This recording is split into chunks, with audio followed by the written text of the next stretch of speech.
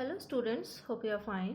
पिछली वीडियो में मैंने आपको सबक तोते की चालाकी के सवाल नंबर 3, 4 और 5 मुकम्मल करवाए थे। इस वीडियो में हम सवाल नंबर 6, 7 और 8 मुकम्मल करने की कोशिश करेंगे। सवाल नंबर 6 है, इन मुहावरों पर गौर कीजिए। लफ्ज़ आया है बच्चों मुहावरे। तो सबसे पहले समझते हैं कि मुहावरे होते क्या हैं।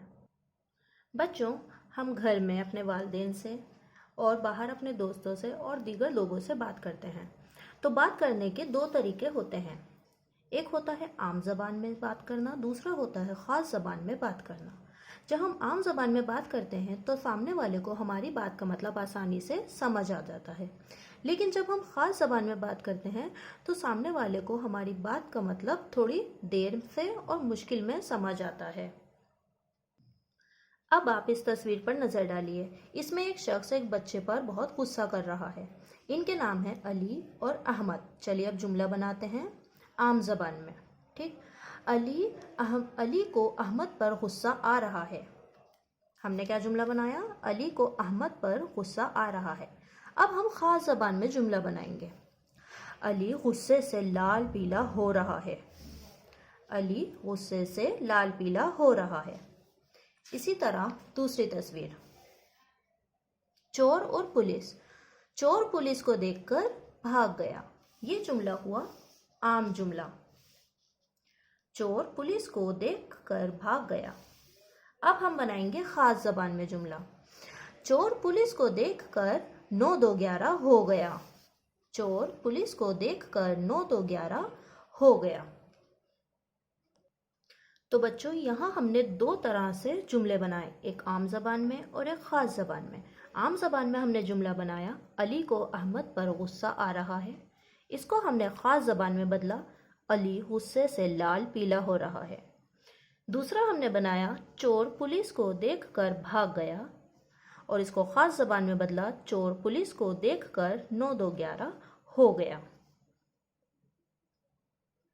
तो बच्चों, यहाँ मैंने इन अल्फाज को हाईलाइट किया है।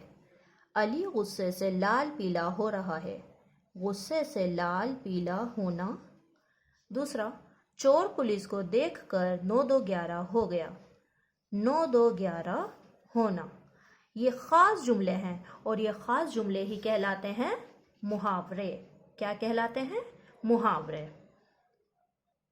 तो बच्चों, इन मुहावरों का मतलब होता है कि ऐसे जुमले जिनमें असल मानी का इस्तेमाल ना होकर दूसरे मानी का इस्तेमाल किया जाता है।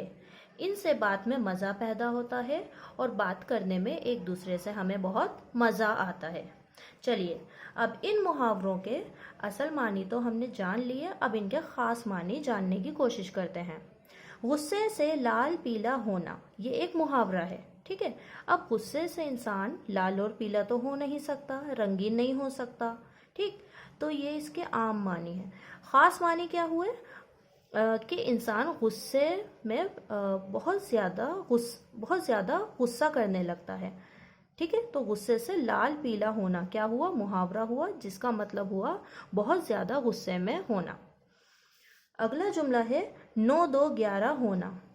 अब 9 जमा 2 11 होते हैं, लेकिन यहाँ पर इसका मतलब इस 11 से नहीं है। 9-2-11 होने का मतलब है भाग जाना। क्या मतलब है? भाग जाना। चलिए अब कुछ किताब के मुहावरों का मतलब समझते हैं। पहला है पानी में आग लगाना। बच्चों, पानी में तो आग लग ही नहीं सकती, यानी कि नामुमकिन को मुमकिन करना। पानी में आग लगाने का मतलब है ऐसा काम करना जो काम मुमकिन ही नहीं है, जो काम हो ही नहीं सकता, उसे करके दिखाना, यानी कि नामुमकिन को मुमकिन करना। अगला है अपना उल्लू सीधा करना। उल्लू तो एक परिंदा होता है, ये एक पालतू परिंदा नहीं है जिसे हम घर में लाके सीधा कर दें। ठीक, तो अपना उल्लू सीधा करने का मतलब होता है अपना मतलब निकालना, यानी कि ऐसे काम करना जिसमें सिर्फ हमारा फ़ायदा हो, फिर चाहे दूसरे का नुकसान ही क्यों ना हो। अगला है आंसू पोंछना, यानी कि अगर कोई शख्स रो रहा है और उसके जाकर हम आंसू पोंछ दें, इसका मतलब ये नहीं है। इसके मानी हैं परेशान शख्स की मदद करना, यानी कि अगर कोई शख्स परेशान है, परेशानी में मुब्तला है, उदास है, تو اس شخص کی مدد کرنا۔ یہ سب محاورے ہیں۔ محاورہ عام بول چال میں چند ایسے الفاظ کا مجموعہ ہوتا ہے جس میں الفاظ اپنے اصل معنی کے بجائے مختلف معنی میں استعمال ہوتے ہیں، ٹھیک، جیسا کہ میں نے ابھی آپ کو سمجھایا۔ نیچے لکھے ہوئے محاوروں کو استاد کی مدد سے سمجھیے۔ ان محاوروں کا مطلب میں آپ کو سمجھاتی ہوں۔ پہلا ہے ٹھنڈا ہونا، دوسرا ہے دل پھٹنا، تیسرا ہے دانتوں سے انگلیاں کاٹنا۔ محاورہ ہے ٹھنڈا ہونا، یعنی کہ مر جانا۔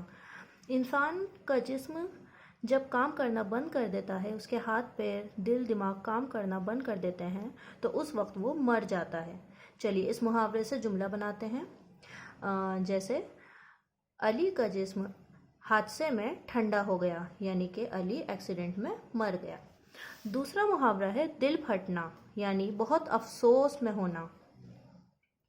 اس سے ہم جملہ بناتے ہیں، بیٹے کے انتقال کی خبر سن کر ماں کا دل پھٹ گیا۔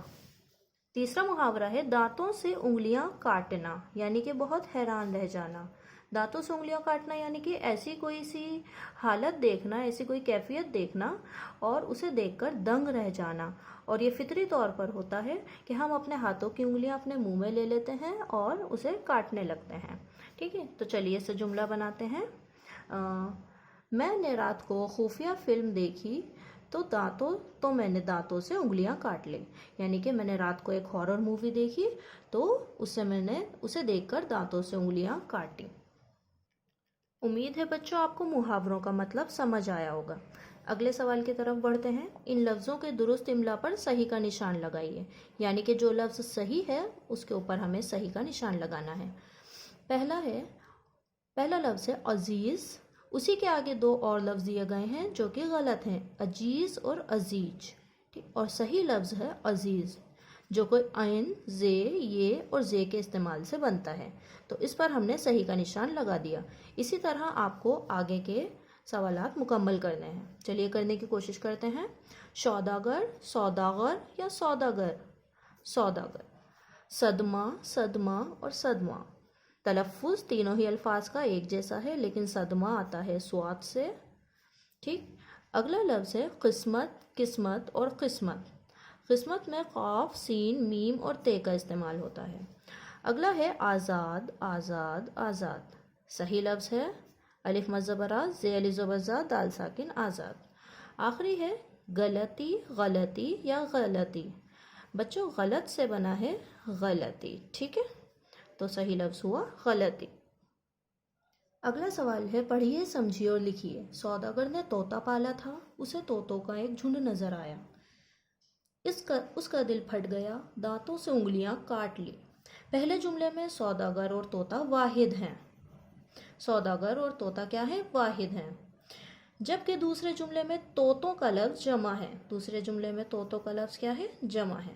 بچوں آپ کو واحد اور جمع سے کچھ یاد آیا؟ واحد یعنی سنگولر، جمع یعنی پلورل، جو کہ ہم نے دوسری جماعت میں بھی کیے ہیں۔ اسی طرح دل سے مراد ایک دل ہے۔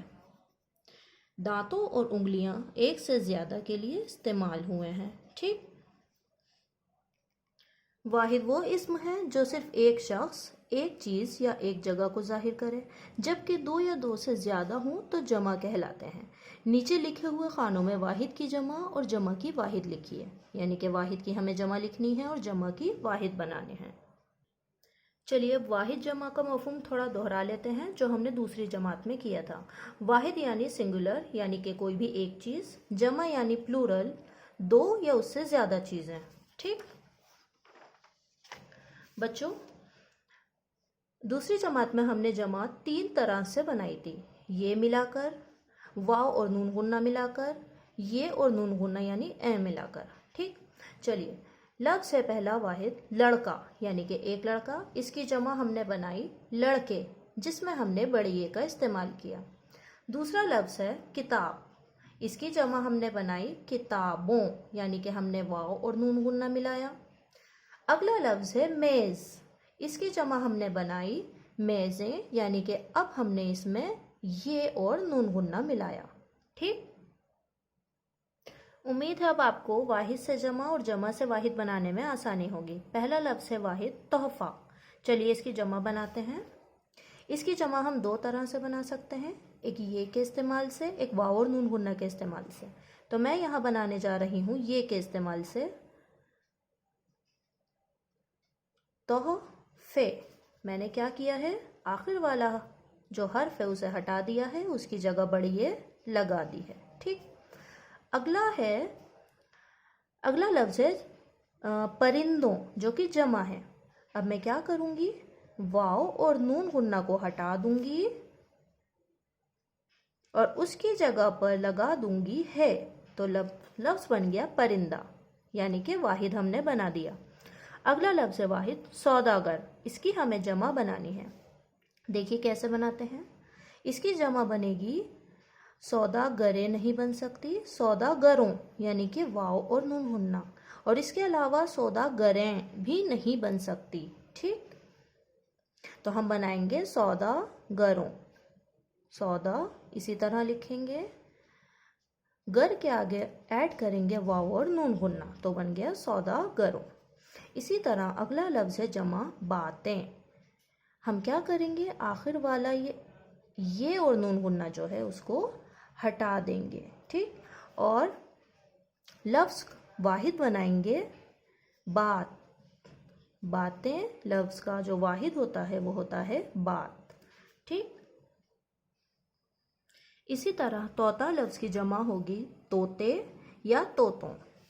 باغوں کا واحد ہوگا باغ، قوم کی جمع ہوگی قومیں یا قوموں، دانتوں کا واحد ہوگا دانت، دل کی جمع ہوگی دلوں، ٹھیک، پنجرے کا واحد ہوگا پنجرا۔ ہوپ کہ آپ کو سب کچھ سمجھ آیا ہوگا۔ یہ واحد جمع آپ کتاب میں لکھیں گے اور کاپی میں بھی تحریر کریں گے۔ Thank you.